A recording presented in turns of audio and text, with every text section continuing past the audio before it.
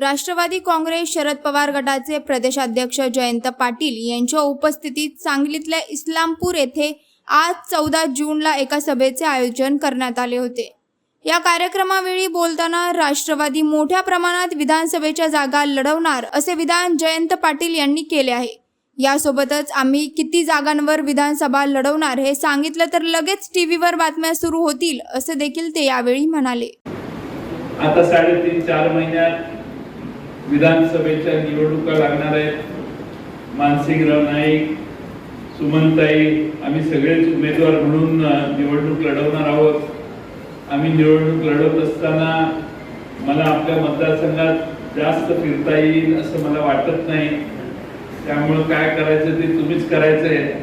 मला काय फिरता येईल असं वाटत नाही, कारण मी 10 मतदारसंघ फिरलो त्यावेळी माझ्या लक्षात आलं की फार प्रचंड काम केल्याशिवाय गणित दुरुस्त होत नाही। आणि त्यामुळं जवळपास आता मी आकडा घेतला की टीव्हीवर सुरू होईल, राष्ट्रवादी एवढ्या जागा मागणार म्हणून मी आकडा घेतलाय। पण मोठ्या प्रमाणात आपल्याला विधानसभेच्या वेगळ्या मतदारसंघात लढत असताना आपल्याला मलाही बाहेर वेळ देण्याची गरज आहे। आणि म्हणून मतदान झाल्यानंतर पाटील साहेब, निवडणुकीच्या निकालाच्या आधी 2 तारखेपर्यंत ही सगळी गावं करून घेतलेली आहेत। पणाने सांगितलं नाही आम्ही पक्ष म्हणून पक्षाचंच काम करणार, त्यांचं कौतुक करावं तेवढं थोडं आहे। काही लोक दबाव आले म्हणून घराच्या बाहेर पडले नाही, त्यांची आभार मानायला आपण हरकत नाही। काही दबाव आले म्हणून बाहेर पडले आणि तिकडचं कार्य केलं, त्यांचेही आभार योग्य वेळी आपण मानूच। पण हे अशा 3 कॅटेगरीची लोक आमच्या वारणाकाठाला आहेत। त्यामुळं थोडंसं आमच्याकडून दुर्लक्ष झालं आणि त्यामुळं काही गावं अशी आहेत की प्रचंड पैशाचं वाटप आहे। इस्लामपूरला झालं, आष्ट्याला झालं, त्या बोरगावला झालं, मायनस नाही झालं का, गाव प्लसच आहे। त्यामुळं एवढ्या मोठ्या प्रमाणात कार्यकर्त्यांनी अतिशय चांगलं काम केलं, त्यांचे आभार मनपूर्वक मानले पाहिजे। ठीक आहे, पराभव, यश, अपयश, निसत्त यश किंवा अपयश याला शेवटी इलाज नाही। मुंबईत एक उमेदवार आपला शिवसेनेचा 48 मतांनी पराभूत झाला, त्याला किती वाईट वाटेल। 48 मतांनी पराभूत झाला, त्यापेक्षा 13-13.5 हजार मताचा पराभव थोडा मोठं अंतर आहे। पण 48 मतांनी ज्यांचा पराभव झाला त्या कीर्तिकरांना काय वाटत असेल। त्यामुळे राजकारणात असं होत असतं। पण सत्यजित पाटील यांनी अतिशय चांगली लढत केली, उत्तम प्रतिमेचे उमेदवार होते आणि मला खात्री होती की ते चांगली सेवा या लोकसभा मतदारसंघाची करतील। शेवटी धनशक्तीचा विजय झाला म्हटलं तर वावगं ठरणार नाही, कारण लोकांचं जनमत हे सत्यजित आबांच्या बरोबर होतं अशी आजही माझी ठामपणाने खात्री आहे।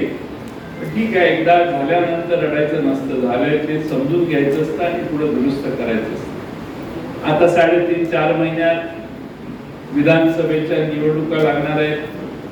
मानसिंगराव नाईक, सुमनताई, आम्ही सगळेच उमेदवार म्हणून निवडणूक लढवणार आहोत।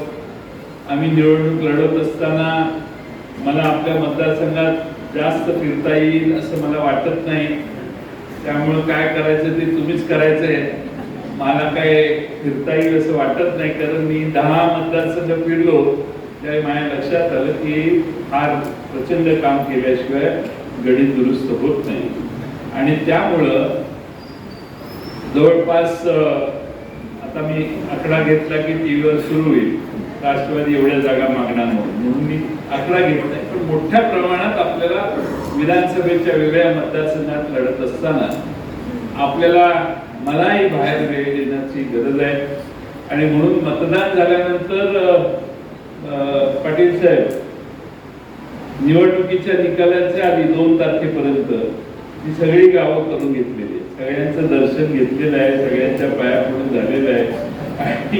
आणि सगळ्यांना मी त्याच वेळी सगळ्यांची परवानगी घेतली की आता जमलं, वेळ मिळाला तर येईलच म्हटलं, पण कदाचित नाही आलं तर तुम्हीच सांभाळायचं।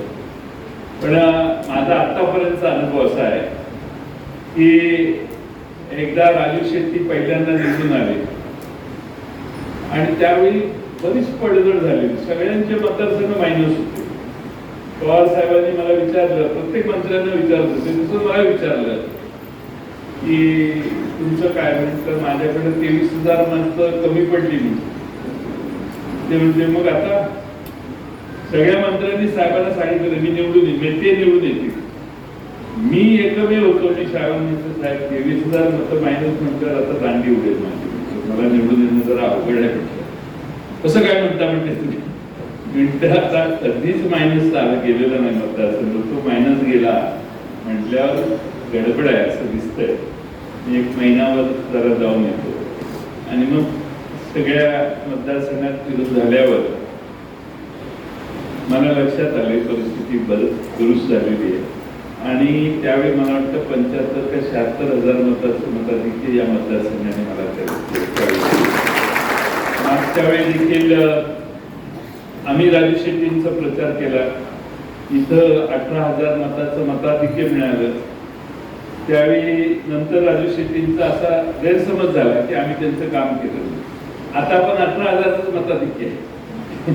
त्यामुळं 18,000चं मताधिक्य राजू शेट्टींना वाटलं की यांनी काही काम केलं नाही, असं खाजगीत ते बोलायचे, जाहीरपणाने ते कधी बोलले नाही.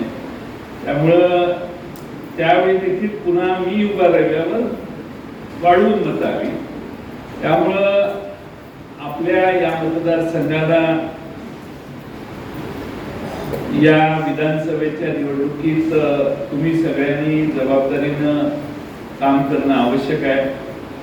मला आता इस्लामपूर आणि आष्टा एवढी 2 गावं राहिलेली आहेत ती मध्ये करून घेणार आहे आणि परत जमलं मध्ये एक वेळ मिळाला तर अजून एखादा राऊंड जमला तर करू. पण ऐन निवडणुकीच्या वेळी प्रचार करणं हे मला कदाचित 1-2-4 सभा इकडे तिकडे करू आष्टा इस्लामपूर, पण अदरवाईज आपल्याला सभा करणं मला शक्य होईल वेळेच्या अभावी असं वाटत नाही. आणि त्यामुळं आताच जे बूथ आहेत जिथं आपण मायनस गेलो तिथं का मायनस गेलो याचा अभ्यास करून लिखित स्वरूपात तुम्ही जरा कारण मीमांसा द्या आणि परत आपल्या वेळी काय परिस्थिती करायची आहे त्याच्यासाठी काय प्रयत्न करणं गरजेचं आहे हे सगळ्या बूथच्या अध्यक्षांच्याकडून तालुका अध्यक्ष मागतील आणि त्या बूथच्या सगळ्या कार्यकर्त्यांनी बसून विचार करावा की मतदान कसं झालं, काय झालं, दुरुस्त्या कशा करायच्या. हे काम विजय बापूंना माझी विनंती आहे की शांतपणे बसून या सगळ्यांनी आपल्याला बूथ वाईज बोलवून घ्यावं आणि चर्चा करावी. शेवटी आपल्या सगळ्यांनी 48 गावात देखील चांगलं काम केलं. मानसिंग भाऊंच्या मतदारसंघात 9,000चं मताधिक्य आपल्याला मिळालं. मानसिंग भाऊंच्या साठी पुढच्या निवडणुकीत आपल्याला अधिक ताकदीनं लढलं पाहिजे. त्यासाठी देखील तुम्ही निश्चितपणानं काम करा. तासगाव कवठे मंकाळा काही अडचण आहे असं मला वाटत नाही. त्यामुळे या 3 जागा 100% राष्ट्रवादीच्या येतील. अजून एखाद दुसरी जागा आपल्याला मिळवायची आहे. त्यामुळं त्याच्यावर आता बोललं की काय लगेच सकाळपासून लिखाणच सुरू होतं. आता आपल्या जिल्ह्यात काय परिस्थिती आहे, थोडीशी काडी पडली इथून हे पडलं खाली त्याच्यावर लिखाण होतं की जयंत पाटलांचा चष्मा का पडला. खाली उचलून घेतला तर जयंत पाटलांनी खाली उचलून चष्मा